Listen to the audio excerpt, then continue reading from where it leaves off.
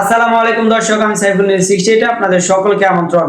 6 লাখ কোটি টাকা রাজস্ব দরকার এনবিআর চেয়ারম্যান। আগামী বাজেটে ভ্যাট ও আমদানি শুল্ক ছাড় দেওয়ার কোনো সুযোগ নেই বলে জানিয়ে দিয়েছেন জাতীয় রাজস্ব বোর্ডের এনবিআর চেয়ারম্যান আব্দুল রহমান খান। তিনি বলেন যে সামনে নানান খাতে কর অব্যাহতির সুবিধা তুলে দেওয়া হবে। মঙ্গলবার রাজধানীর আগারগাঁও রাজস্ব ভবনের সামনে কক্ষে 2026-17 অর্থ বছরের জাতীয় রাজস্ব বাজেট প্রণয়নের লক্ষ্যে পরিবহন খাতের সংগঠনগুলোর নেতাদের সঙ্গে পাক বাজেট আলোচনায় তিনি এই কথা বলেন।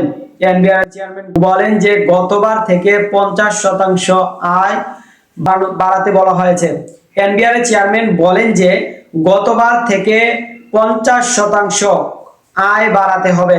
4 থেকে 6 কোটি টাকার রাজস্ব আদায়ের দরকার। বিশাল রাজস্ব আদায়ের স্বার্থে কঠোর পদক্ষেপ নিতে পরিকল্পনা করেছে। তিনি বলেন যে পাবলিক ট্রান্সপোর্ট সর্বোচ্চ ছাড় দেওয়ার দরকার। টার্নওভার ট্যাক্স কমিয়ে আনার ক্ষেত্রে উদ্যোগ নেওয়া হয়েছে। কর ফাঁকির কারণে নানান ক্ষেত্রে সমস্যা তৈরি হচ্ছে।